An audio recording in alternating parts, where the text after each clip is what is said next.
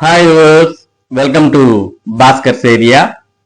ఈరోజు ఉన్నటువంటి విద్య మరియు ఉద్యోగ సంబంధిత సమాచారంలోకి వెళ్తే ఏపీ మెగా డిఎస్సి 2025కు సంబంధించి ఎవరైతే కొత్తగా టీచర్లు ఎంపికయ్యారో వారంతా అక్టోబర్ 13వ తేదీన వారికి కేటాయించినటువంటి పాఠశాలల్లో చేరడం జరిగింది.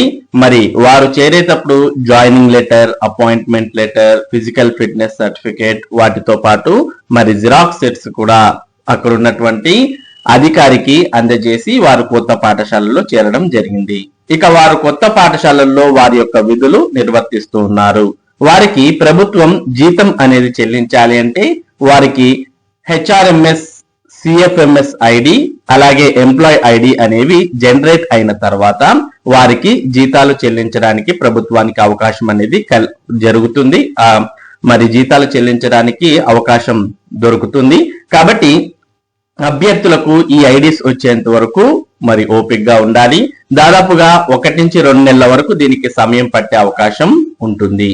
ఇక ఎవరైతే కొత్తగా మెగా డిఎస్సి 2025లో ఎంపికైనటువంటి టీచర్స్ ఉన్నారో వారికి ఐడి క్రియేషన్ కావాలి అంటే వారు వారి యొక్క వివరాలను ఎంటర్ చేయాల్సిన అవసరం ఉంటుంది. దానికి సంబంధించిన సమాచారాన్ని మనం ఇక్కడ ఒకసారి చూద్దాం. కొత్తగా వచ్చిన ఉద్యోగస్తుల ఐడి క్రియేషన్ కోసం అభ్యర్థి యొక్క క్యాస్ట్ సర్టిఫికేట్ పీడిఎఫ్ ఫైల్ ను 1 MB లోపలికి తగ్గించుకొని ఉంచుకోవాలి. ఇక అభ్యర్థి యొక్క bank account scanned copy PDF file కూడా 1 MB లోపల ఉంచుకోవాలి. ఇక అభ్యర్థి యొక్క అపాయింట్మెంట్ ఆర్డర్ స్కాన్ చేసుకొని అది కూడా పీడిఎఫ్ లో 1 MB లో ఉంచుకోవాలి. ఇక అభ్యర్థి యొక్క పాన్ కార్డ్ పీడిఎఫ్ ఫైల్లో 1 MB లోపు స్కాన్ చేసి పెట్టుకోవాలి. ఇక అభ్యర్థి యొక్క passport size photo 50 KB file size లోపల సేవ్ చేసుకుని పెట్టుకోవాలి. ఇక అభ్యర్థి యొక్క స్పెసిమెన్ సిగ్నేచర్ అంటే అతని యొక్క సిగ్నేచర్ ను మరి 50 KB లోపల సేవ్ చేసి పెట్టుకోవాలి. ఇక అభ్యర్థి యొక్క తల్లిదండ్రుల ఆధార్ కార్డును కూడా పీడిఎఫ్ ఫార్మాట్ లో సేవ్ చేసుకొని ఉండాలి. మరి ఈ వివరాలు ఏవైతే మనం చెప్తూ ఉన్నామో వీటన్నిటిని అభ్యర్థి స్కాన్ చేసి ఒక పీడిఎఫ్ ఫార్మాట్ లో పెట్టుకొని ఉంటే మరి మీకు స్కూల్లో వారు పిలిచి సిస్టమ్ లో మీ కొత్త ఎంప్లాయ్ యొక్క వివరాలన్నీ కూడా ఎంటర్ చేసేటప్పుడు మరి ఇవన్నీ కూడా అప్లోడ్ చేయాల్సిన అవసరం ఉంటుంది. అప్పటికప్పుడు మీరు మరి హైరాణ పడాల్సిన అవసరం లేకోకుండా మొత్తం ఈ వివరాలన్నీ కూడా మీరు సిద్ధంగా పెట్టుకుంటే ఈజీగా మీరు ఎంటర్ చేయవచ్చు. ఇవన్నీ కూడా మీరు సిద్ధంగా పెట్టుకున్న తర్వాత మరి స్కూల్లో వారు నిధి పేరోల్ అనే దాంట్లో మాస్టర్ డేటా ఓపెన్ చేసి అందులో కొత్తగా మీరు స్కూల్లో యాడ్ అయ్యారు కాబట్టి యాడ్ ఎంప్లాయ్ అనే ఆప్షన్ లోకి వెళ్తారు. వెళ్ళిన తర్వాత సంబంధిత కొత్త ఉద్యోగి యొక్క ఆధార్ నంబర్ తో కేవైసీ చేస్తారు. ఓటీపీ ద్వారా లేదా బయోమెట్రిక్ ద్వారా చేయాల్సిన అవసరం ఉంటుంది. కాబట్టి మీరు కూడా మీ యొక్క బయోమెట్రిక్ లేదా మీ సెల్ ఫోన్ కి వచ్చే ఓటీపీ ద్వారా మీరు రిజిస్ట్రేషన్ కావాల్సిన అవసరం ఉంటుంది నిధి పేరోల్లో. తర్వాత ఫ్యామిలీ డీటెయిల్స్ ఎంటర్ చేసే సమయంలో తండ్రి లేదా తల్లి ఆధార్ నంబర్లు అవసరం అవుతాయి. వాటికి కూడా కేవైసీ లేదా ఓటీపీ లేదా బయోమెట్రిక్ వేయాల్సిన అవసరం ఉంటుంది.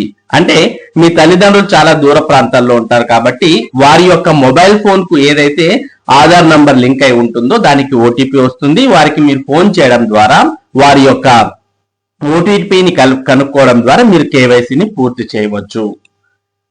ఇక దాని తర్వాత అంటే ఫ్యామిలీ తర్వాత చర్యలు అయిపోయిన తర్వాత డీటెయిల్స్ లో ఇవి ఉంటాయి. ఏమేమి? PRAN application, EHS application, APGLI application ఇవన్నీ పూర్తి చేసిన తర్వాత మిగతా డీటెయిల్స్ ని ఈజీగా ఫిల్ చేయవచ్చు. తర్వాత చివరి దశలు చూసినట్టయితే మొత్తం ప్రక్రియ పూర్తయ్యాక ఉద్యోగి యొక్క బయోమెట్రిక్ అథెంటికేషన్ అడుగుతుంది. ఆ తర్వాత డిడిఓ బయోమెట్రిక్ వేయాలి. తర్వాత ఎస్టీఓ లాగిన్ లోకి వెళ్తుంది. వారు కన్ఫర్మ్ చేయాల్సిన అవసరం ఉంటుంది. ఈ ప్రాసెస్ అంతా కూడా నిధి పేరోల్లో కొత్తగా వచ్చినటువంటి ఎంప్లాయ్ కు మరి మీ పాఠశాలలో మరి ఎవరైతే ఉంటారో వారు చేయడం జరుగుతుంది. కాకపోతే మీరు ఎప్పుడైతే మిమ్మల్ని ఈ నిధి పేరోలో యాడ్ ఎంప్లాయ్ అనేది క్లిక్ చేస్తారో అప్పటికల్లా మీరు ఇవన్నీ కూడా సిద్ధంగా చేసి పెట్టుకుంటే మీకు అప్పుడు ఎటువంటి హైరాణ లేకోకుండా మీ యొక్క వివరాలన్నీ కూడా అందులో ఎంటర్ చేసుకోవడానికి వీలుగా ఉంటుంది. దాంతో పాటు మీ తల్లిదండ్రులను కూడా మరి మీ యొక్క మొబైల్ కు ఓటీపీ వస్తుంది, దాన్ని చెప్పాల్సిన అవసరం ఉంటుంది అని ముందుగానే సమాచారం ఇచ్చినట్టయితే వారు కూడా మీకు అందుబాటులో ఉంటారు. ఇది కొత్త ఉద్యోగి యొక్క ఐడి క్రియేషన్ కు చేయాల్సినటువంటి దానికి సంబంధించినటువంటి సమాచారం. ఇక తర్వాత వీడియోస్ లో దీనికి సంబంధించిన మరింత సమాచారాన్ని కూడా మీకు అందించడం జరుగుతుంది. ఇక కొత్తగా మెగా డిఎస్సి 2025లో ఎంపికైనటువంటి టీచర్లకు మరో కొత్త సమాచారాన్ని కూడా మన భాస్కర్ ఏరియా ద్వారా మీకు అందించబోతున్నాం. అదే డిపార్ట్మెంటల్ పరీక్షలు. మరి ప్రస్తుతం ఏపీపీఎస్సి అనగా Andhra Pradesh public service commission departmental పరీక్షలకు సంబంధించిన నోటిఫికేషన్ కూడా విడుదల చేసింది. ఇది ఒక మంచి అవకాశం అనే చెప్పవచ్చు. కొత్తగా సెలెక్ట్ అయినటువంటి కొత్త టీచర్లకు డిపార్ట్మెంటల్ పరీక్షల నోటిఫికేషన్ ఎలాగూ ఇప్పుడు విడుదలైంది కాబట్టి మరి ఈ డిపార్ట్మెంటల్ పరీక్షలకు కూడా దరఖాస్తు చేసుకొని డిపార్ట్మెంటల్ పరీక్షలను రాసి ఉత్తీర్ణులు అయినట్టయితే తర్వాత మీకు ఎప్పుడైనా ఈ డిపార్ట్మెంటల్ పరీక్షల యొక్క అవసరం వచ్చినప్పుడు దీన్ని కూడా ఉపయోగించుకోవచ్చు. మామూలుగా ఎస్జిటి వారైతే 24 సంవత్సరాల స్కేల్ పొందాలి అంటే కంపల్సరిగా డిపార్ట్మెంటల్ పరీక్షలు అనేవి ఉత్తీర్ణులై ఉండాలి. అదే స్కూల్ అసిస్టెంట్ గాని లేదా పీజీటీ గాని టీజీటీ గాని లేదా ప్రిన్సిపల్స్ గాని ఇటువంటి వారంతా ఉంటే వారు కంపల్సరిగా 12 సంవత్సరాల స్కేల్ తీసుకోవాలి. అంటే 12 సంవత్సరాలకు డబుల్ ఇంక్రిమెంట్ వస్తుంది. ఆ డబుల్ ఇంక్రిమెంట్ అనేది మీకు ఇవ్వాలి అంటే కంపల్సరిగా ఈ డిపార్ట్మెంటల్ పరీక్షలు అనేవి ఉత్తీర్ణులు అవ్వాల్సిన అవసరం ఉంటుంది. మరి గ్రామ మరియు వార్డ్ సచివాలయాలు ఇటువంటి వాటిలో పనిచేసే వారైతే వారికి ప్రమోషన్స్ అనేవి ఇవ్వాలంటే కూడా మరి ఈ డిపార్ట్మెంటల్ పరీక్షలు అనేవి ఉత్తీర్ణులు అవ్వాల్సిన అవసరం ఉంటుంది. అలాగే టీచర్స్ లో కూడా కొన్ని ఉద్యోగాలకు ప్రమోషన్స్ ఇవ్వాలి అంటే కంపల్సరిగా ఈ డిపార్ట్మెంటల్ పరీక్షలు అనేవి ఉత్తీర్ణులు అవ్వాల్సిన అవసరం ఉంటుంది. అటువంటి డిపార్ట్మెంటల్ పరీక్షలకు సంబంధించిన నోటిఫికేషన్ ప్రస్తుతం విడుదలైంది. మరి మీరు ఒకవేళ అప్లై చేయదలిచినట్టయితే మరి అప్లై చేయడానికి అవకాశం ఉంటే డిపార్ట్మెంటల్ పరీక్షలకు ఎవరైతే కొత్తగా ఎంపికైనటువంటి టీచర్లు ఉన్నారో వారు కూడా మరి దరఖాస్తు చేసుకోవచ్చు. ఒకసారి మీరు దీనికి సంబంధించిన సమాచారం చూడాలి అనుకుంటే ఏపీపీఎస్సి వెబ్సైట్ లోకి వెళ్తే మనకి ఇక్కడ సైడ్ లో డిపార్ట్మెంటల్ టెస్ట్ అని ఉంటుంది.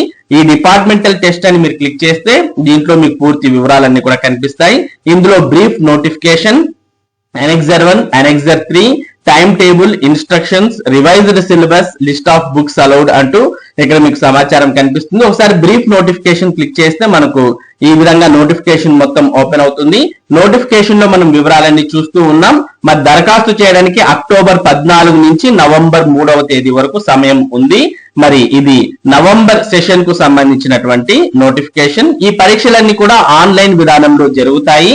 మరి ఈ డిపార్ట్మెంటల్ పరీక్షలకు అప్లై చేయాలి అంటే మొదటగా వన్ టైం ప్రొఫైల్ రిజిస్ట్రేషన్ అనేది పూర్తి చేసుకోవాలి.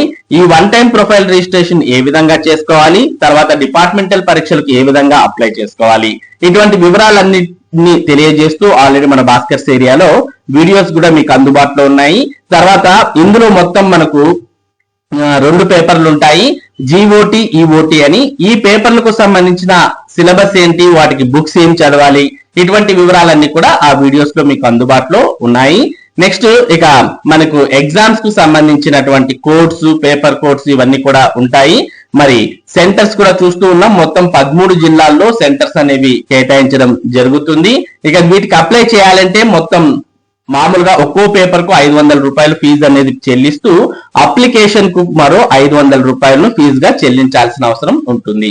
అంటే మీరు 2 పేపర్లు రాస్తుంటే 1000 రూపాయల ఫీజు, దాంతో పాటు మరి అప్లికేషన్ కు మరో 500 రూపాయల ఫీజు. అంటే 2 పేపర్లు రాసే వారికి 1500 ఫీజు, ఒకవేళ 3 పేపర్లు రాసే వారికి అయితే 2000 రూపాయలు ఫీజు. ఈ విధంగా ఫీజు అనేది ఉంటుంది.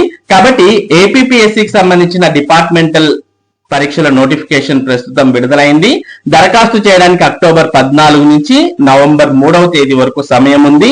మరి ఎవరైనా అభ్యర్థులు కొత్తగా ఎంపికైనటువంటి టీచర్లు కావచ్చు, లేదా ఇప్పటికే టీచర్లుగా పనిచేస్తూ డిపార్ట్మెంటల్ పరీక్షలు ఉత్తీర్ణులు కానటువంటి వారు కావచ్చు, ఎవరైనా కానీ మరి డిపార్ట్మెంటల్ పరీక్షలకు దరఖాస్తు చేసుకొని మరి ఈ పరీక్షలు బుక్స్ చూసి మనం ఆన్సర్ చేయాల్సిన అవసరం ఉంటుంది. మరి ఈ పరీక్షలకు ఎవరైనా దరఖాస్తు చేయాలనుకుంటే దరఖాస్తు చేసుకోవచ్చు. ఇది కొత్త టీచర్లకు కూడా ఉపయోగపడుతుంది అనే ఉద్దేశంతో ఈ సమాచారాన్ని మీకు అందించడం జరుగుతుంది. మరి ఇది ఏపీ మెగా డిఎస్సిలో కొత్తగా ఎంపికైనటువంటి ఉపాధ్యాయులకు ఉపయోగకరమైనటువంటి సమాచారం. ఇటువంటి ముఖ్యమైన సమాచారాన్ని భాస్కర్ ఏరియా మీకు అందిస్తూ ఉంటుంది. మరి ఈ సమాచారం మీరు మిస్ కాకుండా పొందడానికి మన భాస్కర్ ఏరియా యూట్యూబ్ ఛానల్ కు సబ్స్క్రైబ్ అవ్వండి. అలాగే ఈ వీడియోని లైక్ చేసి షేర్ చేయండి. Thank you for watching this video.